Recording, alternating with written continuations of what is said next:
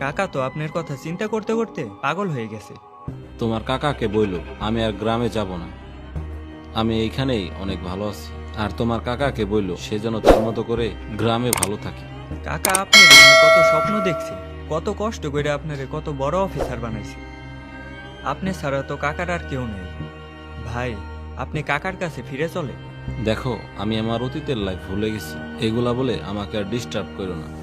আর আমার একটা মিটিং আছে, আমার যাইতে হবে। তোমার জন্য নাস্তা পাঠাই দিতেছি, তুমি খেয়ে চলে যেও।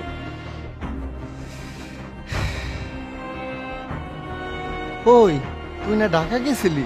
তোর স্বাস্থ্য বাইরে খুঁজোস নাই, আমার মা বুঝতে পাস নাই। হ কাকা, ভাইরে তো পাইছিলাম, ভাইয়ের সাথে কথা হয়েছে। তুই আমারে কষ নাই কে? ও কেমন আছে? ও বাড়ি আসে না কে? তুই আমার একটা ফোন ধরাই দিবি না? কাকা, কি আর কমু, মাহফুজ ভাই তো আমাকে চিনবেরই চায় না। কি কস? তুই আমার কথা কষ নাই? কইছিলাম, কিন্তু মাহফুজ ভাই তার অতীত সব ভুলে গেছে। সে আসলে গ্রামের কারোর সাথে কোনো সম্পর্কই রাখতে চায় না। ও যে ভালো আছে এতেই আমি খুশি। আমার ছেলে এখন ভালো আছে, আর আমার গল্প এখানেই শেষ।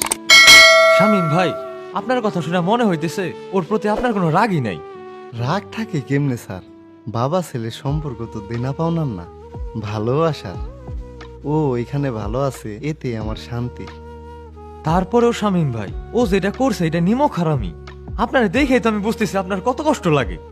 কষ্ট তো লাগেই স্যার, কিন্তু আমি ভাবি ওরও হয়তো কষ্ট লাগে, কিন্তু ও হয়তো বলতে পারে না স্যার। জীবন সবাইরে ব্যস্ত করে তোলে। আমার ব্যস্ততা যেমন এই গেটের ভিতরে, আর ওর ব্যস্ততা হয়তো বড় কোনো অফিসে ঠান্ডা ঘরের ভিতরে। শামীম ভাই, আজকে আমি বুঝলাম একজন বাবা তার সন্তান রে কতটা ভালোবাসতে পারে। আপনি এই ব্যাগ আর বইগুলা যেইভাবে আগলায় রাখছেন, এইটাই প্রমাণ একজন বাবার ভালোবাসা কখনোই কমে না, তারা অপেক্ষা করে। ও স্যার, অপেক্ষা করি। ও যখন এই স্কুলে পড়তো আমার জন্য এই যে এই জায়গায় দাঁড়ায় অপেক্ষা করতো, আমি কখন ওরে বাড়ি নিয়ে যাব।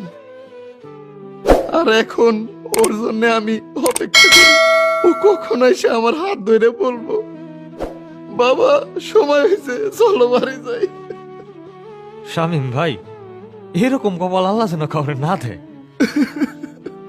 সব সন্তানরা বড় হয়, কেউ সাফল্যের পেছনে দৌড়ায় আর কেউ সংসারের ভারে হারিয়ে যায়। কিন্তু কিছু বাবা রয়ে যায়, হয় বাড়ির উঠানে আর না হয় স্কুলের গেটে, যেখানে প্রতিদিন শুধু সন্তানের ছায়া খোঁজে।